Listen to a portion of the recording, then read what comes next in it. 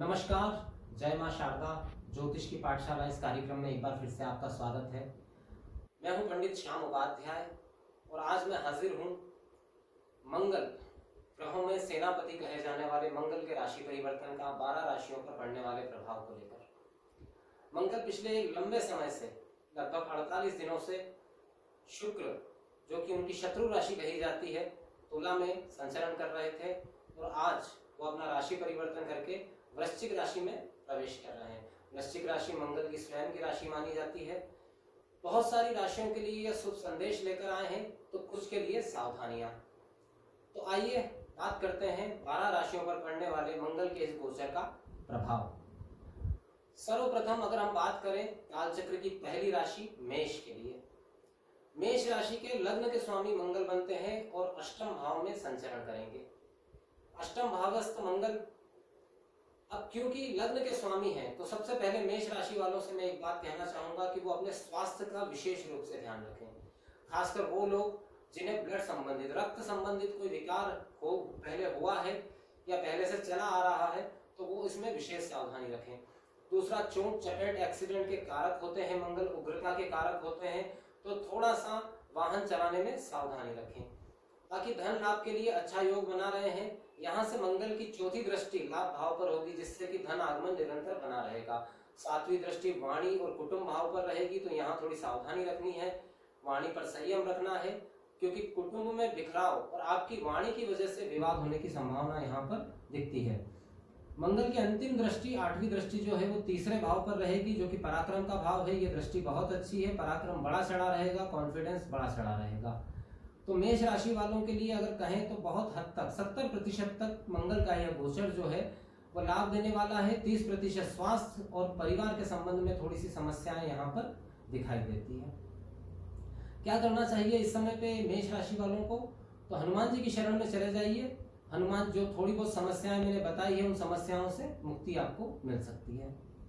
बात करते हैं काल चक्र की अगली राशि वृषभ की। वृषभ के सप्तम भाव में मंगल का यह गोचर होने जा रहा है। अब देखिए, सप्तम भावस्थ मंगल जो है वो राजयोग का निर्माण कर रहे हैं। तो राजयोग कार्य क्षेत्र में उन्नति, पार्टनरशिप में अगर आपका काम है तो उसमें भी उन्नति यहाँ पर दिखाई दे रही है। हालांकि इस समय शनि की दृष्टि मंगल पर रहेगी, तो वैचारिक मतभेद जरूर हो सकते हैं पार्टनर के साथ, लेकिन कार्य क्षेत्र में प्रभाव बढ़ना और उन्नति होने का संकेत यहाँ पर दिखाई दे रहा है वृषभ राशि वालों के लिए। सावधानी किस चीज में रखनी है? तो सावधानी, क्योंकि सप्तम भाव जो होता है वो दाम्पत्य का भाव होता है, पति पत्नी के संबंधों का भाव होता है। तो पति पत्नी के संबंधों में थोड़ी उग्रता और मतभेद रह सकते हैं। इस संबंध में थोड़ी सावधानी रखने की जरूरत है। जिन लोगों का पहले से अलगाव चल रहा है उनके शायद डाइवोर्स होने की संभावना यहाँ पर बन रही है, लेकिन जिन लोगों के जन्म समय पे मंगल स्ट्रांग बैठे हैं कुंडली में, उनके विवाह संबंध स्थापित होने की संभावना भी यहाँ पर मंगल दिखा रहे हैं। तो कुल मिलाकर वृषभ राशि वालों के लिए कार्य क्षेत्र, व्यवसाय और धन लाभ के लिए बहुत ही उचित समय बना हुआ है। बस थोड़ी सी सावधानी अगर दाम्पत्य जीवन में रख लेंगे तो कोई समस्या नहीं होगी। क्या करना चाहिए इस समय वृषभ राशि वालों को? तो देखिए, शनि का संचरण कुंभ राशि में हो रहा है, मंगल वृश्चिक में आ गए हैं, तो यही बात कहूंगा, हनुमान जी की शरण में जाइए, हनुमान चालीसा का पाठ करिए, बजरंग बाण का पाठ करिए, नित्य करिए, आपको बहुत सारी समस्याओं से मुक्ति मिल जाएगी। बात करते हैं काल चक्र की वो राशि जो काफी समय से असमंजस या परेशानियों की स्थिति में रही है एक लंबे अरसे तक। मंगल का यह गोचर मिथुन राशि वालों के लिए शुभ संदेश लेकर आ रहा है, क्योंकि छठे भाव से मंगल का यह गोचर होगा, जो कि छठा भाव जो है वो मंगल का कारक भाव कहा जाता है। यहाँ पर मंगल शत्रु हंता योग बनाते हैं। शत्रु हंता, कर्ज हंता, दोनों ही योग इस समय पे मिथुन राशि वालों के लिए बन रहे हैं। हाँ, ये जरूर हो सकता है कि इस समय कार्य व्यवसाय में थोड़ा बहुत परिवर्तन आपको महसूस हो, लेकिन नए कार्य की शुरुआत अगर आप करना चाहते हैं तो बिल्कुल नए कार्य की शुरुआत हो सकती है। शत्रुओं से अगर आप परेशान थे तो शत्रु आपके शांत हो जाएंगे, बल्कि शत्रु समझौता करने की स्थिति में आ जाएंगे।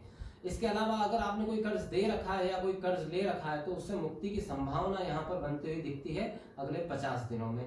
मंगल का यह गोचर भाग्य पर दृष्टि रहेगी, व्यय पर दृष्टि रहेगी और लग्न पर दृष्टि रहेगी, तो स्वभाव में थोड़ी तेजी, उग्रता, गुस्सा या अहंकार का पुट हो सकता है। अगर इन चीजों से थोड़ा सा बच के रहेंगे तो आपको किसी भी तरह का नुकसान नहीं होगा। हालांकि इस समय पे आपके कुंडली में क्योंकि शत्रु हंता योग बन रहा है, तो कोई भी आपका कुछ बिगाड़ नहीं पाएगा, लेकिन बिना वजह के विवाद से दूर रहने का प्रयास करें। मिथुन राशि वालों के लिए कुल मिलाकर अच्छा समय। क्या करना चाहिए इस समय? तो हनुमान जी की शरण में जाना सभी के लिए लाभदायक है। वैसे ही मिथुन राशि वालों के लिए भी हनुमान जी की शरण में जाना अत्यंत लाभदायक है। बात करते हैं काल चक्र की अगली राशि कर्क की। अब कर्क राशि के पंचम भाव में मंगल का यह गोचर होने जा रहा है। तो सबसे पहले उन लोगों की बात करूंगा जो कॉम्पिटिटिव एग्जाम की तैयारी कर रहे हैं। उन्हें सफलता मिलने के यहाँ प्रबल योग दिखाई दे रहे हैं। उनकी ऊर्जा बड़ी चढ़ी रहेगी, मेहनत करने की क्षमता बड़ी रहेगी, याददाश्त अच्छी रहेगी। तो सफलता के प्रबल योग यहाँ पर दिखाई देते हैं कर्क राशि वालों को जो कॉम्पिटिटिव एग्जाम की तैयारी कर रहे हैं। दूसरा, वो कर्क राशि वाले जो शेयर मार्केट या ट्रेडिंग के व्यवसाय से जुड़े हैं उनके लिए लाभ का समय है, क्योंकि मंगल की 7वीं दृष्टि लाभ भाव पर रहेगी। यहाँ पर सिर्फ थोड़ी सी समस्या संतान से संबंधित है। अगर आपकी संतान है तो संतान के स्वास्थ्य में गिरावट आ सकती है या संतान के साथ में वाद विवाद हो सकता है। बाकी कर्क राशि वालों के लिए धन और विद्या के मामले में यह श्रेष्ठ समय बना हुआ है। वो दंपत्ति जिनकी कोई संतान नहीं है और संतान होने के लिए प्रतीक्षा कर रहे हैं, उनके प्रेगनेंसी की संभावना यहाँ पर काफी बड़ी हुई है। तो कुल मिलाकर कर्क राशि वालों के लिए अच्छा समय। क्या करना चाहिए इस समय? तो वही है, हनुमान जी की शरण में जाइए, हनुमान बाहु का पाठ करिए शाम के समय। छोटी मोटी समस्याएं जो आ सकती है संतान संबंधित, उससे मुक्ति मिलेगी। बात करते हैं काल चक्र की अगली राशि सिंह राशि के बारे में। सिंह राशि के लिए समय वैसे ही कुछ ठीक नहीं चल रहा है, क्योंकि राहु का 8वां भ्रमण, शनि की दृष्टि राशि के ऊपर। ऐसे में मंगल कहीं ना कहीं थोड़ी राहत जरूर लाए हैं।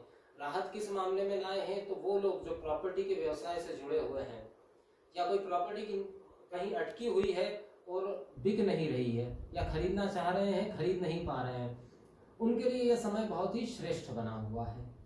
वो इस काम में सफलता प्राप्त कर सकते हैं। नया वाहन, प्रॉपर्टी, ये सब चीजें प्राप्त हो सकती है। मंगल की दृष्टि क्योंकि कर्म भाव पर रहेगी तो आपका वर्चस्व, आपका दबदबा अपने कार्य क्षेत्र पर बढ़ेगा।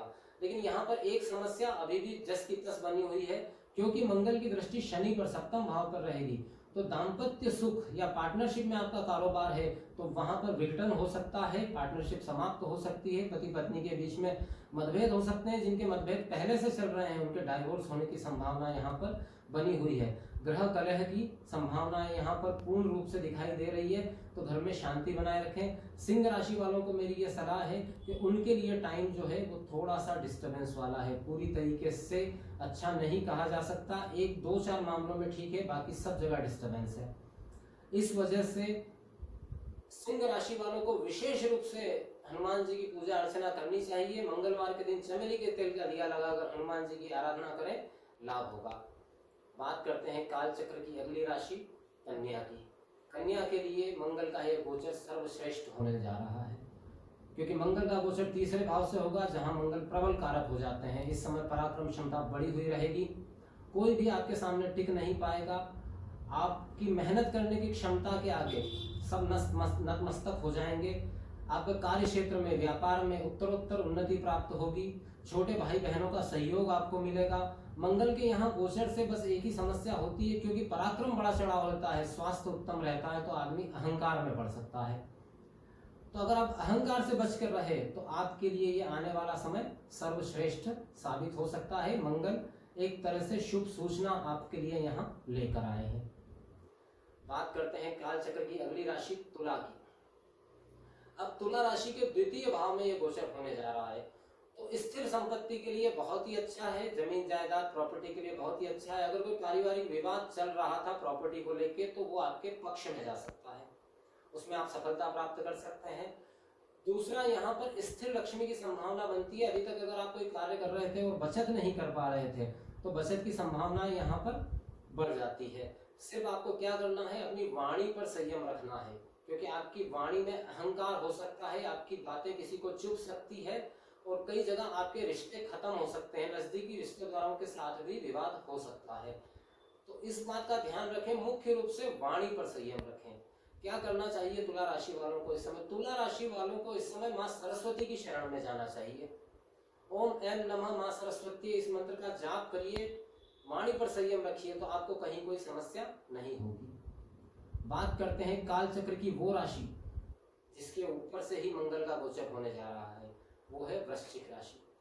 वृश्चिक राशि वालों के लिए बहुत ही अच्छा समय, आपके कार्य क्षेत्र में आपका दबदबा बढ़ेगा, प्रभाव बढ़ेगा। अगर आपका स्वास्थ्य कुछ दिनों से खराब था तो उत्तम स्वास्थ्य की प्राप्ति होगी, आपके अंदर हिम्मत बढ़ेगी, तेजी बढ़ेगी। लेकिन देखिए मंगल क्या है, तीव्रता के कारक है, तो यहाँ पर एक समस्या हो सकती है कि आप निर्णय लेने में जल्दबाजी कर सकते हैं।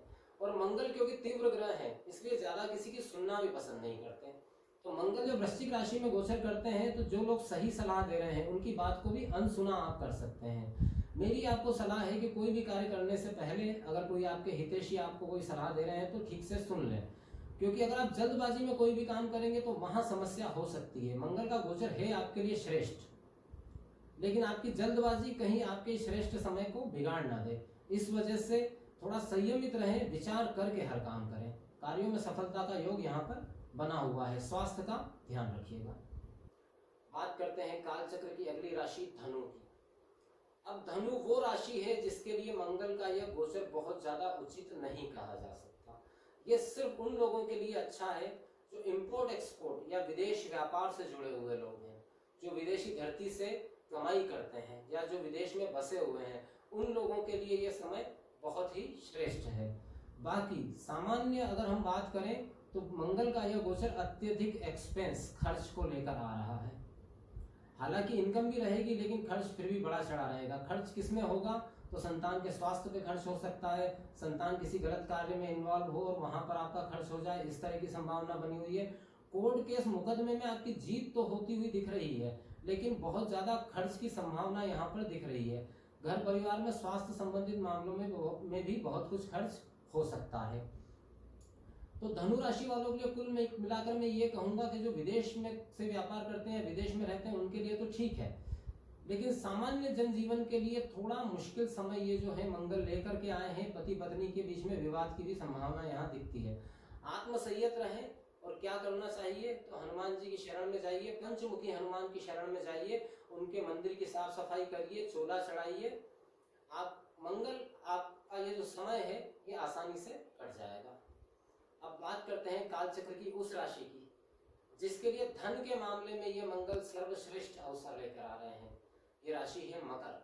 मकर के एकादश भाव में मंगल का यह गोचर होने जा रहा है जो कि सर्वश्रेष्ठ है। सबसे पहले बात करूंगा उन लोगों की जो शेयर मार्केट और ट्रेडिंग या कॉन्ट्रैक्टरशिप से जुड़े हुए हैं, उनके लिए जैसे कुबेर का खजाना खुलने वाला है। मतलब जितना आप मेहनत करेंगे उतना ही लाभ आपका बढ़ता चला जाएगा और इस लक्ष्मी में कहीं ना कहीं स्थिरता भी रहेगी, क्योंकि चौथी दृष्टि जो है वो संपत्तिक धन भाव पर मंगल की रहने वाली है। तो ये 50 दिन मकर राशि वालों के लिए धन संपदा के इनकम के लिए सर्वश्रेष्ठ साबित होने वाले हैं। 7.5 का दूसरा ढैया चल रहा है, ऐसे में मंगल का यह गोचर एक तरह से मकर राशि वालों के लिए खुशखबरी लेकर आया है। धन संपदा में उत्थान की खबर लेकर आया है।